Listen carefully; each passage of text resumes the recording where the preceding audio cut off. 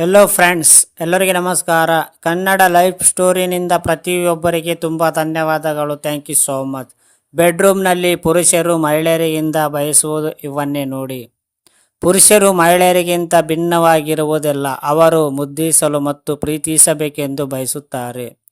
ಬಹುತೇಕರು ತಮ್ಮ ಸಂಗಾತಿಯ ಜೊತೆ ಲೈಂಗಿಕ ಕ್ರಿಯೆ ಮುನ್ನ ಅಥವಾ ಹಾಸಿಗೆಗೆ ತೆರಳುವ ಮುನ್ನ ಅನೇಕ ವಿಷಯಗಳನ್ನು ಹಂಚಿಕೊಳ್ಳಲು ಇಷ್ಟಪಡುತ್ತಾರೆ. ಆದರೆ ತುಂಬ ಮುಜುಗರದಿಂದ ಪರಸ್ಪರ ಚರ್ಚಿಸಲು ಹಿಂಜರಿಯುತ್ತಾರೆ. ಇದು ಮುಂದೆ ನಿಮ್ಮ ಲೈಂಗಿಕ ಅತೃಪ್ತಿಗೆ ಕಾರಣವಾಗುತ್ತದೆ. ಇದು ಕಡಿಮೆ ಸ್ವಾಭಿಮಾನ, ಸ್ವಯಂ ಪ್ರಜ್ಞೆ, ದೇಹ ಸಮಸ್ಯೆಗಳನ್ನು ಮತ್ತು ನಿಷ್ಠಯೋಜಕತೆಯ ಭಾವನೆಗೂ ಕಾರಣವಾಗಬಹುದು. ಹೀಗಾಗಿ ನಮ್ಮ ಬಯಕೆಗಳ ಬಗ್ಗೆ ಮುಕ್ತವಾಗಿರುವುದು ಮತ್ತು ಅವುಗಳ ಬಗ್ಗೆ ನಮ್ಮ ಸಂಗಾತಿಯೊಂದಿಗೆ ಮಾತನಾಡುವುದು ಮುಖ್ಯ. ಆದ್ದರಿಂದ ನಿಮ್ಮ ಸಂಗಾತಿಯ ಹಾಸಿಗೆಯಲ್ಲಿ ಏನೇನು ಇಷ್ಟಪಡುತ್ತಾರೆ ಎಂದು ನಿಮಗೆ ತಿಳಿದಿರುವುದು ಒಳ್ಳೆಯದು.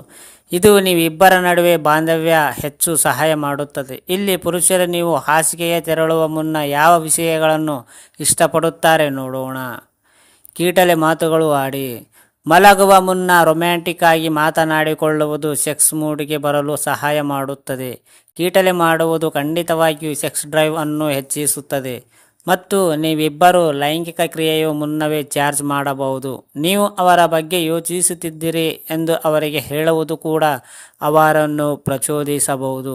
ಕೀಟಲೆ ಮಾಡುವಾಗ ಅವರು ಯಾವ ರೀತಿಯ ವ್ಯಕ್ತಿತ್ವವನ್ನು ಬಯಸುತ್ತಾರೆ ಎಂಬುದನ್ನು ನೀವು ಕಂಡುಹಿಡಿಯಬೇಕು. ಮುಂದಿನ ಹಂತವು ನಿಮಗೆ ಆರಾಮದಾಯಕವಾಗಿ ಇರುವುದಲ್ಲದೆ ಆತ್ಮವಿಶ್ವಾಸವನ್ನು ಹೆಚ್ಚಿಸುತ್ತದೆ. ನಿಮ್ಮ ಕಲ್ಪನೆಗಳ ಬಗ್ಗೆ ಅವರಿಗೆ ತಿಳಿಸಿ. ಅವರು ಎಷ್ಟೇ ಕ್ರೇಜಿಯಾಗಿದ್ದರೂ ಅವರು ನಿಮ್ಮ ಕಲ್ಪನೆಗಳ ಬಗ್ಗೆ ಎಲ್ಲವನ್ನೂ ಹೇಳಲು ಬಯಸುತ್ತಾರೆ. ನೀವು ಮೊದಲು ಮಾಡದ ಕೆಲಸಗಳನ್ನು ಅವರೊಂದಿಗೆ ಪ್ರಯತ್ನಿಸಲು ಸಿದ್ಧವಾಗಿರುತ್ತಾರೆ. ನೀವು ಪರಸ್ಪರರ ಹೇಗೆ ಇರಲಿ. ಸಂಬಂಧಗಳನ್ನು ಚೆನ್ನಾಗಿರಬೇಕೆಂದರೆ ಒಬ್ಬರನ್ನೊಬ್ಬರು ಅರ್ಥ ಮಾಡಿಕೊಳ್ಳುವುದು ಬಹಳ ಮುಖ್ಯ. ಜೊತೆಗೆ ಮಲಗುವ ಕೋಣೆಯಲ್ಲಿ ಇಬ್ಬರು ವಿನಿಮಯ ಮಾಡಿಕೊಳ್ಳುವ ವಿಷಯಗಳು ವಿನೋದಮಯವಾಗಿ ಮತ್ತು ಸಂತೋಷಕರವಾಗಿರಲಿ. ಆಗ ನಿಮ್ಮ ಸಂಬಂಧವನ್ನು ಹೊಸ ಎತ್ತರವನ್ನು ತಲುಪುತ್ತದೆ. ಅವರ ಕಲ್ಪನೆಗಳ ಬಗ್ಗೆ ಕೇಳಿ. ಬೆಡ್ರೂಮ್ ವಿಚಾರದ ಬಂದರೆ ಇಲ್ಲಿ ಹುಡುಗರ ತಮ್ಮ ಆಸಕ್ತಿಗಳನ್ನು ಅನುಭವಿಸಲು ಅರ್ಹರು. ಅದರಿಂದ ನೀವು ಮುಂದುವರೆದು ಆತನು ಕೇಳಿ. ಆಗ ಅವರು ನಿಮ್ಮ ಆಸಕ್ತಿಗಳಿಗೆ ಹೊಂದುವಂಥ ಅನೇಕ ಆಸಕ್ತಿಗಳನ್ನು ಹೊಂದಿರುತ್ತಾರೆ ಎಂದು ನೀವು ಕಂಡುಕೊಳ್ಳಬಹುದು. ಅವರಲ್ಲಿರುವ ಆಕರ್ಷಕ ಭಾಗದ ಬಗ್ಗೆ ಹೇಳಿ. ಅವರು ಎಷ್ಟು ಹಾಟ್ ಎಂದು ಅವರಿಗೆ ನೆನಪಿಸಿ. ಹೊಗಳಿಕೆಗಳ ವಿಚಾರದಲ್ಲಿ ಅವರನ್ನು ಹಸಿವಿನಿಂದ ಬಳಸಬೇಡಿ. ಪುರುಷರಿಗೂ ಸ್ವಾಭಿಮಾನದ ಸಮಸ್ಯೆಗಳಿವೆ. ನೀವೇ ಸ್ವಲ್ಪ ಮುಂದುವರೆದು ಅವರ ದೇಹದ ಯಾವ ಭಾಗವನ್ನು ನೀವು ಇಷ್ಟಪಡುತ್ತೀರಿ ಅಥವಾ ಅವರ ಸ್ವಭಾವ ಮತ್ತು ವ್ಯಕ್ತಿತ್ವ ಬಗ್ಗೆ ನೀವು ವಿಷಯವಾಗಿ ಇಷ್ಟಪಡುವುದನ್ನು ಅವರಿಗೆ ತಿಳಿಸಿ. ನಿಮಗೆ ಬೇಕಾದುದನ್ನು ಅವರಿಗೆ ನಿಧಾನವಾಗಿ ತಿಳಿಸಿ. ಕೆಲವು ಪುರುಷರಿಗೆ ಮನಸ್ಸಿನ ಮತ್ತು ಬಹಳ ಬೇಗ ಅರ್ಥವಾಗುವುದಿಲ್ಲ. ಅದರಿಂದ ನಿಮಗೆ ಬೇಕಾದುದನ್ನು ಅವರಿಗೆ ತಿಳಿಸಿ. ಬಹಳಷ್ಟು ಬಾರಿ ಮಹಿಳೆಯರು ಪುರುಷರ ದೃಷ್ಟಿಕೋನದಿಂದ ವಿಷಯಗಳನ್ನು ನೋಡುವುದಿಲ್ಲ.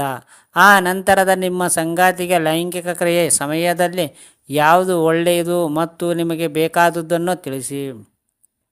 ಇದು ನಿಮ್ಮಿಬ್ಬರನ್ನು ಸೆಕ್ಸ್ ಮೂಡ್ಗೆ ತಂದು ಪರಾಕಾಷ್ಠೆಯನ್ನು ಸಾಧಿಸಲು ಸಹಾಯ ಮಾಡುತ್ತದೆ.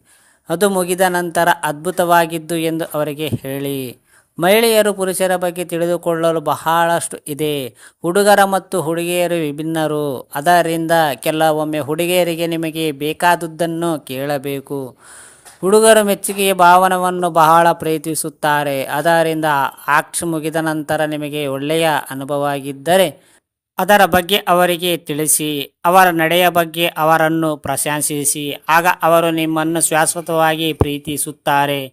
ಈ ಸಲಹೆಗಳು ನಿಮ್ಮ ಲೈಂಗಿಕ ಜೀವನ ಚೆನ್ನಾಗಿರಲು ಕೆಲಸ ಮಾಡುತ್ತವೆ. ಫ್ರೆಂಡ್ಸ್, ಅರ್ಥ ಆಯ್ತಾ ಈ ಸ್ಟೋರಿ ಕೇಳಿದ ಪ್ರತಿಯೊಬ್ಬರಿಗೆ ತುಂಬ ಧನ್ಯವಾದಗಳು.